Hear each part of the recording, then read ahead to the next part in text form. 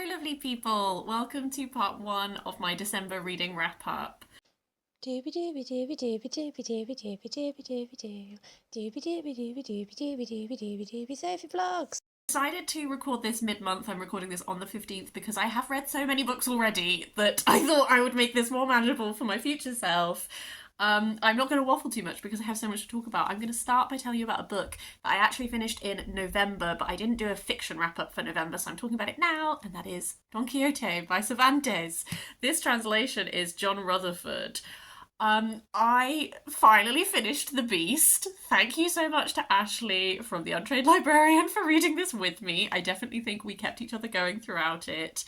I didn't love this. I found it quite boring and frustrating. I did prefer part one to part two. Part two is written like 10 years later. Part one, I enjoyed about the first 200 to 300 pages because I found it surprisingly funny. The tilting at windmills happens so early on. My enjoyment of part one varied depending on what the episode was. That is the nature of episodic narratives. There were some where I was like, this at its core is a tale that I'm familiar with. I know exactly where this one is going to go. And then there were others which were quite surprising and funny, and I enjoyed that. My struggle with part one is that it never really developed any further than being episodic. And after a while, the episodes become quite predictable. Part two, definitely I felt like the narrative difference, like I could tell that time had passed. It had more of a like thread of a plotline running throughout it. I think I just wasn't very interested in what that plotline was. I really got annoyed by how frequently Sancho Panza would say a word, and then Don Quixote would be like, "You don't mean that. You mean this," and then they just have an argument about what word they meant, and that happened so frequently. So a lot of those like narrative quirks and stuff, I'm sure at the time were very funny. They were not funny for me now. So I had the experience I had with this is one where I think I can still appreciate this the role of this in the development of like the novel and all of that kind of thing. So I appreciate its historical merit. I found it really boring. I did not enjoy it. But thank you, Ashley, for making me actually finish it. You are a gem.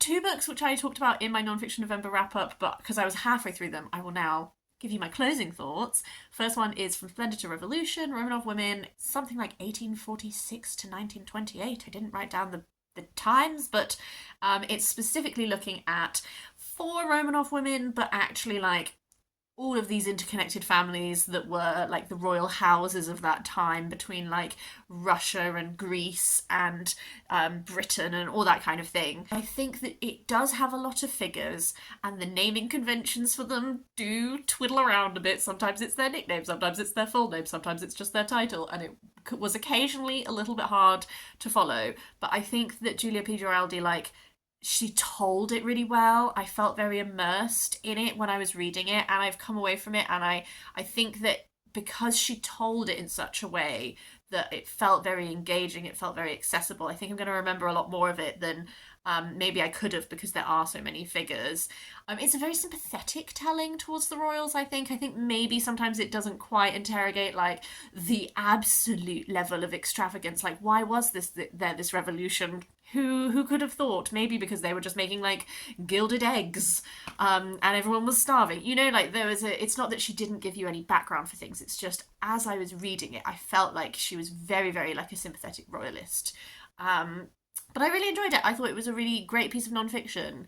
I did also finish listening to Doppelganger by Naomi Klein. I think my kind of feelings still remain in that I do think I should have read it rather than listened to it. I am still learning audiobooks, and I'm still learning what works for me with audiobooks and what doesn't. I think that this is the type of text this is. I kind of wish I had read it because it is looking at and this is where I stumble as well. It's doing quite a lot of different things, and I think I felt like it didn't always come together for me because it's ostensibly looking at politics post COVID, like how that time period, what has happened since then, where is politics now, how have we got to this place of things being more extreme than they used to be, and that kind of thing. It's also looking at how she is constantly confused with Naomi Wolf, who is a figure who has very different views and beliefs to her. So it's also doing that And tied to that, it is looking at this idea of doppelganger. So it's drawing on like Jungian psychology and all that kind of thing to look at the concept of doppelgangers and like applying it to her life. And then talking about like the mirror world, which would be like the far right sort of political sphere at the moment and everything. I think that I appreciated when it was her political analysis, like talking about like how did we get here? What can we do? How does someone become radicalized? What do you do about that? Like all of that kind of thing I did appreciate. I kind of wanted less of her life, and I wanted less of specifically Naomi Wolf ranting away being read to me. Like those are kind of the bits that I struggled with a lot. I kind of wanted it to be more like shorter, I guess, like more streamlined. I didn't need there to be as much that was just like, this is a really long anecdote about my life and now I'm going to go into some political analysis. Like I kind of just wanted the political analysis. So that, and I wonder how much that would have been different if it had been me reading it rather than having her voice read it to me. I don't know, I struggled with like what I sometimes struggle with audiobooks is just the pacing and everything. Like I'm quite a fast reader. That's how I end up reading a lot, is just because it's my primary hobby and I do it a lot. My reading pace has increased, and what I struggled with audio was that I was like, just get to the point, Naomi. Close Twitter and just get to the point. Which I wasn't expecting. I was expecting to kind of love this, and I found it a bit mixed, but that's just me. I know loads of people adored it, and you know, it's won a lot of prizes and all that kind of thing. I don't think it's bad. I just wanted it to be streamlined. Okay, moving on to the rest of the books that I have read.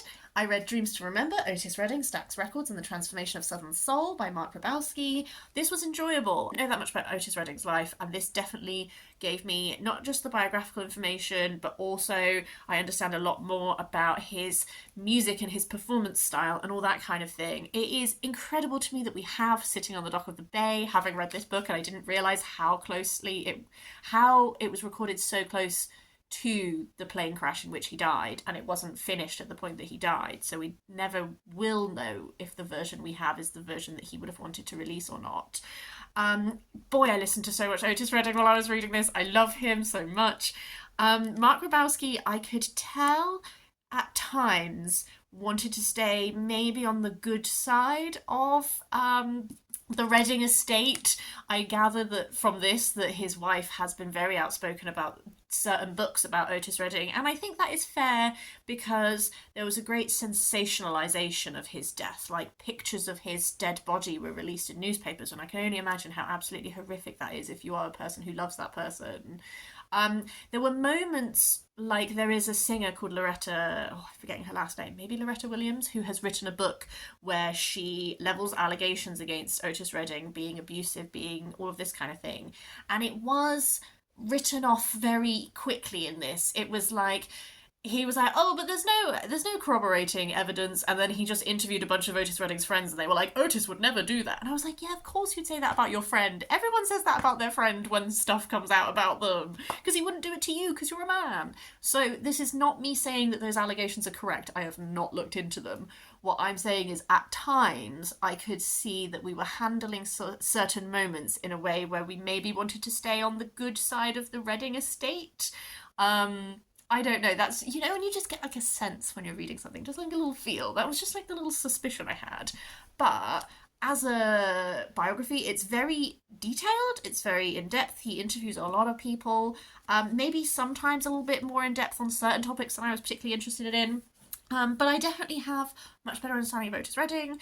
It's like 90% about Otis Redding, and then in sort of the very last bit after he's passed away, it talks about like what happened to Stax Records after that, and that was also interesting because I didn't really know that much about it.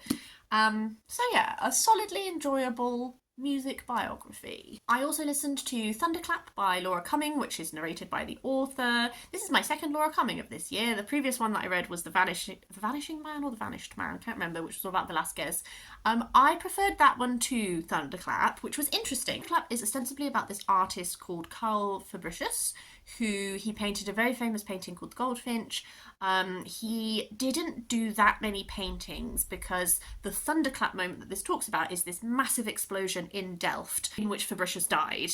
And so it's looking at him, but it also expands to look at other Dutch artists because we don't have that many paintings from Fabricius, so there's a limited amount to talk about there.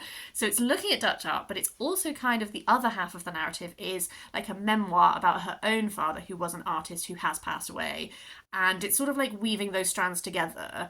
I really enjoyed the discussions of Dutch art up to a point. I think that Dutch art is something that I have not really explored that much of. I have been to Amsterdam and to the Rijksmuseum and like seen a bunch of art, but it's not something that I'm hugely knowledgeable on. So I did like that, and I think that Laura Cumming has a really excellent way of capturing like the emotion that paintings give us. Like, she describes paintings in great detail in this, but she also manages to capture like the way that they send us down little thought spirals and the little details in paintings that capture you, and I really enjoyed that. Sometimes having her just list out details of a painting about, this is like a 7-hour audiobook. About a few hours in, I was like, okay, babe, maybe list me out fewer things. And sometimes she goes on little thought spirals where she's like, this artist, we don't know what he looked like, but I imagine him looking like this man in this other painting. And then she just describes it all as if that's true. And I'm like, but that's not that man. That is a random man. I didn't care as I wasn't as invested in the memoir about her father. It was very moving at times, absolutely. I think where I sometimes got a bit lost is I sometimes found it hard. I felt a bit unmoored, I think, at times, between how we got from the discussion we were having about Dutch art to where we were at with her father or her life. Like, she talks a lot about her daughter going colorblind because of this thing that happened and all this kind of thing. And sometimes I would just be sat there and I'd be like, I don't understand how we're here when we were there. And I don't know, I feel really bad to keep saying like maybe books should be shorter because normally I want more. Sometimes I don't know, it didn't wholly come together for me as a cohesive thing, but Laura Cumming is an author that I very much will continue reading, I think. I think also because I did really enjoy her book on Velasquez, and the Velasquez book has a very like strong line going throughout it. In she does the same thing where she bounces around different paintings and she describes paintings to you and she imagines like interpretations of them and all that kind of thing. But Velasquez is the book about Velasquez always comes back to this through line throughout, which is this painting that is lost. And I think that the structure of that one really worked for me, and I came away and I was like, yes, this was a really interesting exploration of this one artist alongside Spanish art at this period in time and all that kind of thing. It's not like we didn't go anywhere else, but that I felt had a really cohesive, like, I keep saying like a line throughout it, like I understood how we got from here to here the whole time. This one was much more noodly, and occasionally I'd be like, how did we get to this point? I'm a bit lost. Again, could it be maybe I should have read this physically? Perhaps. I don't mean to keep saying, but I am still learning audiobooks. Let's talk about a book that I adored. This was a 5-star book for me, and that's Books and Islands in Ojibwe Country by Louise Erdrich, travelling through the land of my ancestors. This is a tiny little non-fiction from Louise Erdrich. This is my 3rd Louise Erdrich from this year. I'm having such a moment. I keep forgetting who recommended her to me, but thank you whoever you were. I've been loving it. This is a little non-fiction that is about like a journey that she takes where she has a few different stop-offs on the journey. She has her young baby. She's a mature mother. And she's going to visit the father of her child, who she's in America, he's in Canada, so there's this journey to go visit him. She also spends time on this island, which is full of books, because this guy built like, it's like a library island kind of thing. It's really noodling around in her life a bit. I just adored this. Everything that she is talking about, she talks a lot about learning the Ojibwe language. She talks a lot, she's narrating this journey to you, and so you get a lot that is about nature and about the history of the Ojibwe people, and a lot about books because she loves books and she owns a bookshop, and then she goes to this like island library thing. So there's a lot about books in here. There's just all of the things that she talks about. She talks a lot about the influences on her work and on her life. They visit this place where there are these stone paintings, and I just found this so interesting. It made me feel like I have a little bit of a better understanding of her as an author. And particularly, it was really interesting reading this so close to having read The Sentence, because The Sentence, although it is fiction, there are so many threads in that book which I feel like have their roots in this, like, moment of her life. There were so many little topics that she discusses in here that I could see echoed in that book, even just coming down to, in real life, her house has these gorgeous old trees, and one of them gets felled in a storm, and it's like losing a friend. And it's like that happens in The Sentence. There are just these little moments where I kind of unlocked, like, because The Sentence is set in the bookshop that she owns in real life and she herself makes an appearance in it as a character, there's a little bit of like a meta element to it. And obviously fiction is fiction, but it was interesting seeing potential areas of her life that she had drawn on to write that book, but what those sort of like origin moments are. I loved this. I don't know where to go next with my reading of her. I've read my first one was The Night Watchman, which I read in 2023, and then this year I read The Roundhouse, The Sentence, and this. Where should I go next? If you are a Louise Erdrich fan, please give me your thoughts, your opinions. I kind of asked for some of her books for Christmas, and I don't know if I'm getting any of them yet. I just said, like, Louise Erdrich, but not these ones. So if I do get something, I don't know what it's going to be. Please let me know your thoughts. I would love any recommendations of where to go in that journey. The audiobook I listened to was Into Iraq by Michael Palin. This was very, very short. It was only about 3 hours because it's a very short book. It is written to accompany the documentary that he did. This is the one I haven't seen the corresponding documentary. The other audiobooks that my library app has, I have seen the documentaries. But I went for this one first because I hadn't seen it. I just enjoy Michael Palin as like a travel writer narrator. I think because he has that like sort of prestige element to him, he gets sort of like access to places that maybe other documentary makers wouldn't, and I find that interesting. It was interesting listening to one where he is a much older man. He was 78 when he did this. This was in 2022, I think. And those elements of like traveling and realizing that you're not as young as you were. I don't know, that wasn't necessarily what I thought what would stay with me from this book, but I did find that element of coming in. I found it all very interesting. He travels all around Iraq and then he reflects a lot on the different places and the journey and all that kind of thing. And then I really appreciated, he had a note at the very end, which was like an afterword where he was saying like, Iraq is he's left it feeling conflicted about different aspects, but would he go back? Yes, because he's made friends and he'd like to see them, and also because we have a responsibility to acknowledge, as someone who is in the UK, like acknowledge the role that we have had in Iraq's history and in how it is now. And I really appreciated that. I thought it was an interesting perspective to listen to. Let's move back onto the books that were lent to me. I mentioned that my co-worker has been lending me Liane Moriarty. The one that I was looking forward to reading is The Last Anniversary. I'm gonna be honest with you, this book really annoyed me. I don't mean to come in and be like a little negative Nancy the whole time. I think that I need to specify which Liane Moriartys I want to borrow, because what I am interested in from Liane Moriarty is like her twisty-turny little ones, like Nine Perfect Strangers, which is the other one that I read.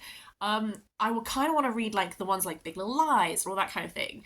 I thought that this was going to be my jam because it is about a mystery. It is about, there's this Monroe baby mystery, which is like this baby was found in this house where her parents, like, what is the mystery?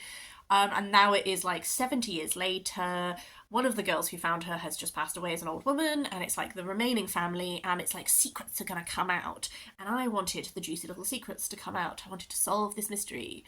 I solved the mystery very, very early on. And I had to spend a really long time reading about the family dramas of people that I don't care for, and that annoyed me. So much of this narrative is actually following a woman called Sophie who dated Thomas, who was, I'm gonna say, the grandson of the Munro baby, who's now an old lady. I think that's the correct, yes, grandson. Um, he was going to propose to her. She broke it off. Like, whatever. The old woman who has died has left Sophie a house on this island, which means that she gets brought back into this family and all of the family dramas. There are too many characters in this book. There are so many characters in this book, and I don't care about any of their problems. Everyone loves Sophie. Sophie's like entire personality is it's like people love her, and I don't understand why. She does nothing to earn that love. She's just a bland woman. There is a weird plotline in this, which is like this woman who very clearly has postpartum depression, and I think that is a topic that is worth writing about and representing in literature, don't get me wrong. But this woman, who is so depressed that she is considering very dark things for herself, is like trying to set up Sophie with her husband.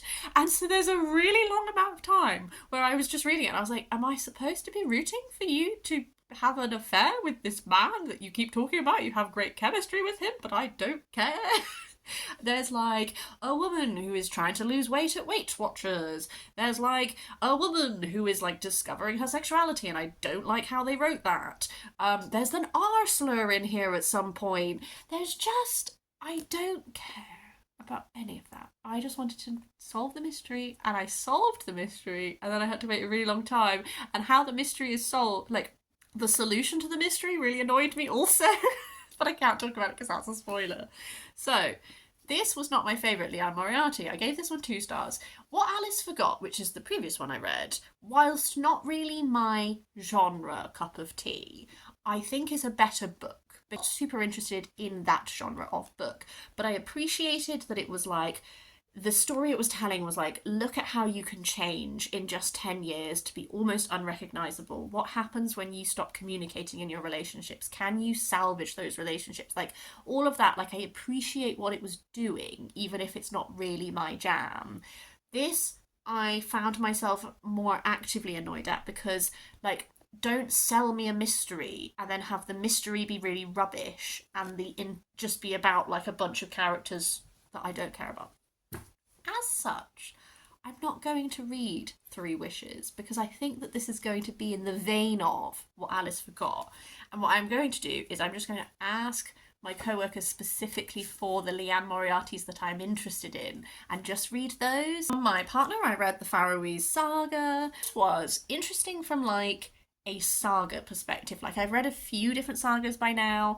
This one is not my favourite. This kind of reminded me a bit of the Orkneyinga saga, where it's a lot of it, because it is based around these islands, like a lot of it is about like raids and different groups of people who don't like each other. And for a lot of this, we're following a guy called Sigmund and like his story arc, and then we sort of pass on to other characters. There's a little bit where we're dabbling with like the Christianization of the Faroese Islands.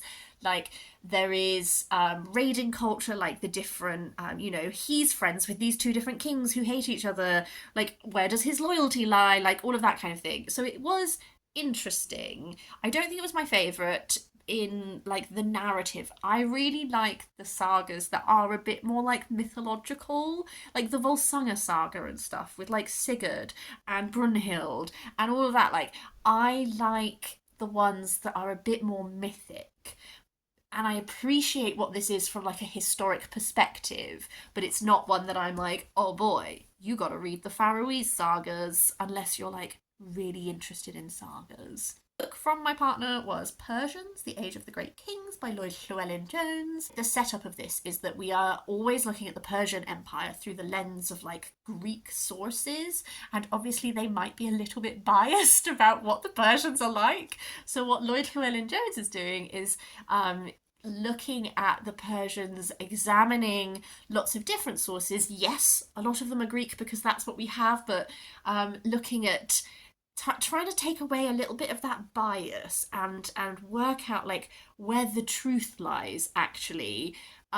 So a lot of this is like a narrative of like taking you through the different Persian kings, but kind of like a third of the way through, you sort of have like a break between, like, you're sort of bookended, if you will, by like, here's Cyrus the Great, here's like here's like Darius and like all of his descendants, and then in the middle there's a look at like how did the Persian Empire actually function from like a practical point of view, like what was their approach to the cultures that they took over, how did it like work from like a bureaucracy point of view, like the discovery of all of these different like tablets at different sites in Persepolis, and like what information we got from there to do with like, you know, these are all like tablets that like clerks would use and like that kind of thing, like what info do we have from that, like there's sort of like a middle point that gives you a real breakdown of like practical information that we know about how this empire functioned, and then you go back to all of this narrative that is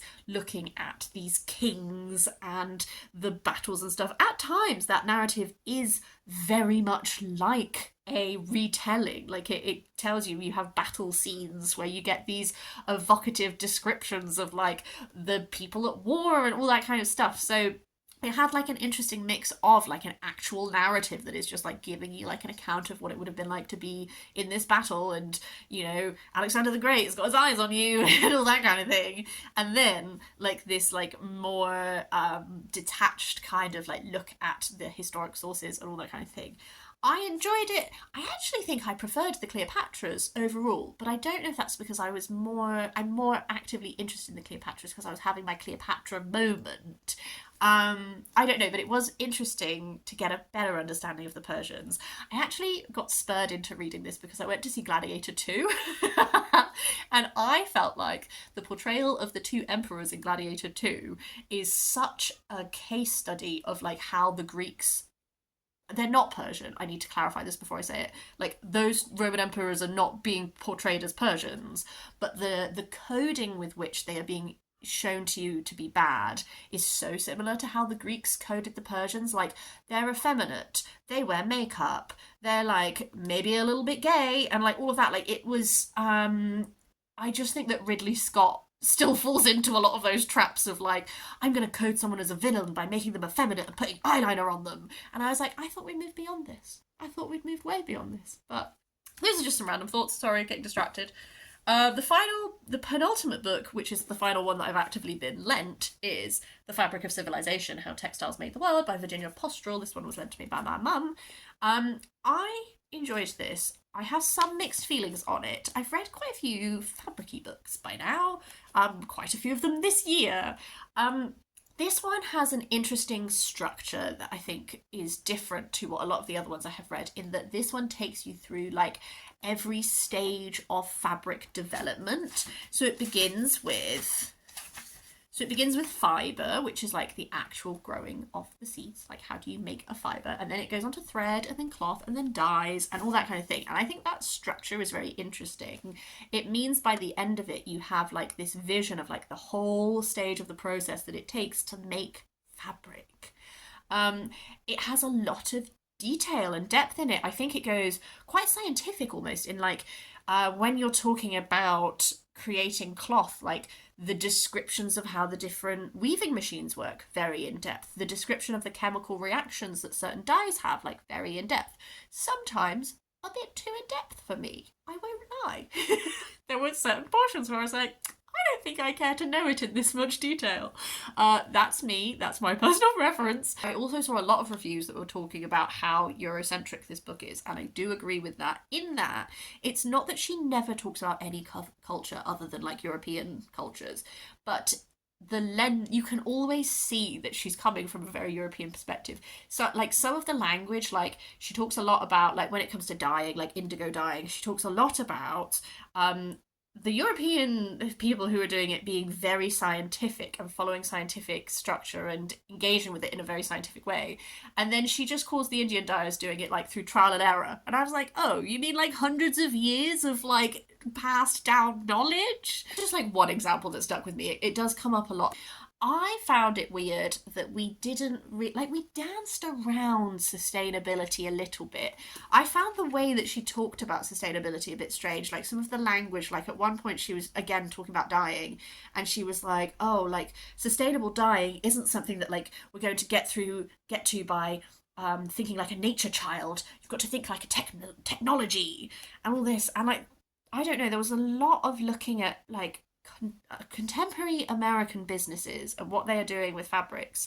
I wanted a bit more like acknowledging of like, you know, the fast fashion industry is one of the biggest polluters on the planet, and there were a lot of these like discussions of like ostensibly like, oh, we could do this stuff to fabric which would make it more eco-friendly, and it's like, oh, you mean cover it all in this plastic substance? Is that eco? Like, I wanted a bit more of an examination, like an interrogation with the both the exploitative nature of the fashion industry and sustainability, like because we kind of touched it.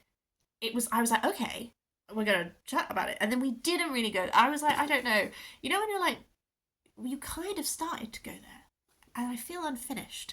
I kind of feel a bit mixed at the end. I don't know how I feel about the book. There are things that I like about the book, there are things that I feel could have been done better. It's one that's left me a bit mixed. So maybe not my favourite fabric book for my tastes. Final book I'm going to talk about for part one, I'm so sorry this is so long, is The Shadowed Sun by NK Jemisin. This was a 5-star read for me. Boy howdy did I love this book. It's really funny because I said in my autumn TBR when I mentioned I was going to read this book, like, oh, like I thought the first book sort of stood on its own. I'm going to be really interested to know what this story is.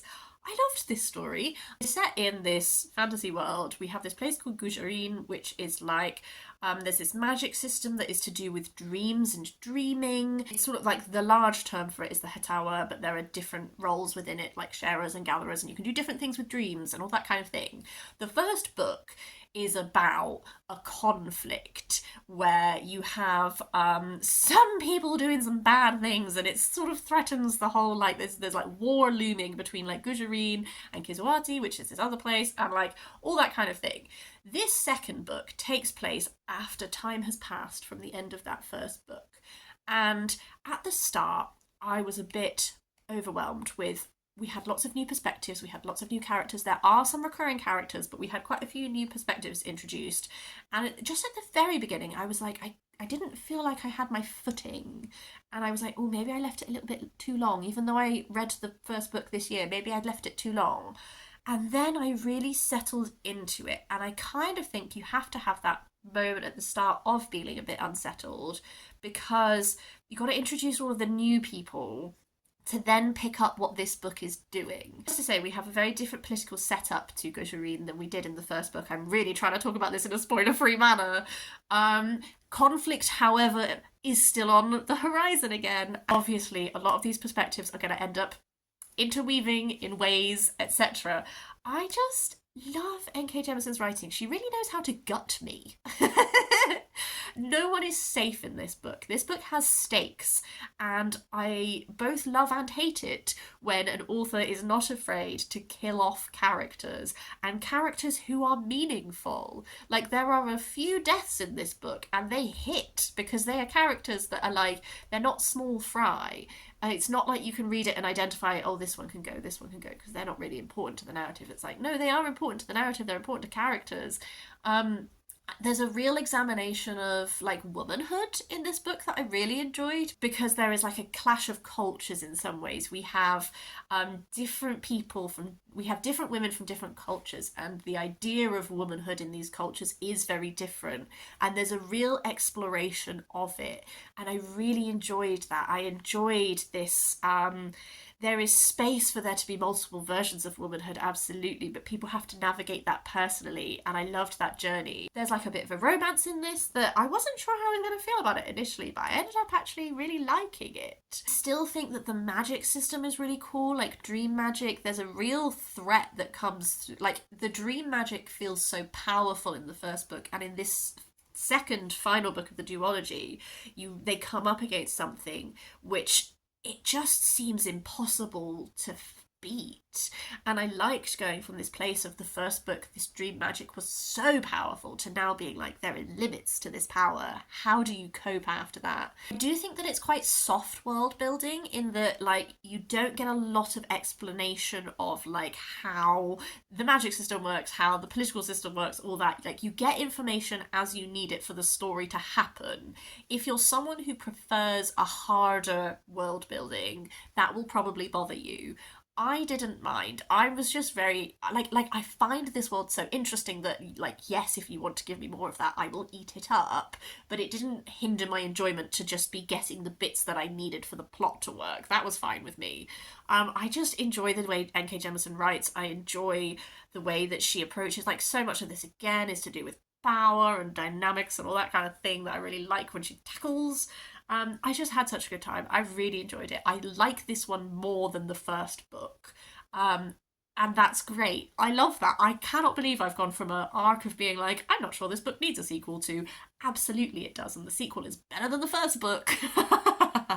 So yes, I definitely want to continue. I want to just read all of NK Jemisin's work. I've got The City We Became on my Kindle, so I think maybe that might be one of the things I try and tackle in 2025. That's it. That is everything I read in this first half of the month. Can you see now why I was like, got to do a recording, got to wrap up? I've got a bunch of time off over Christmas and I feel a bit run down, so I'm really hoping to spend some time just doing nothing and reading. I read so many of these books when we had the storm. Like, I just curled up and I was like, I'm not going outside. There's a red weather warning. I'm just going to stay inside and read. So I hope to do the same, but in like a much chiller capacity, with like prosecco in hand and maybe some biscuits. I don't know. I would love to know how your December reading has gone. This is probably not going to get posted till the end of December, I realise, so I don't know what's in my future and I don't know what's in part 2. I hope part 2 will be very effusive with some extra favourites, because 2 of these books are going to be my best books of the year for sure. Anyway, enough waffle. I hope you're having a lovely day. I will see you next time for something different.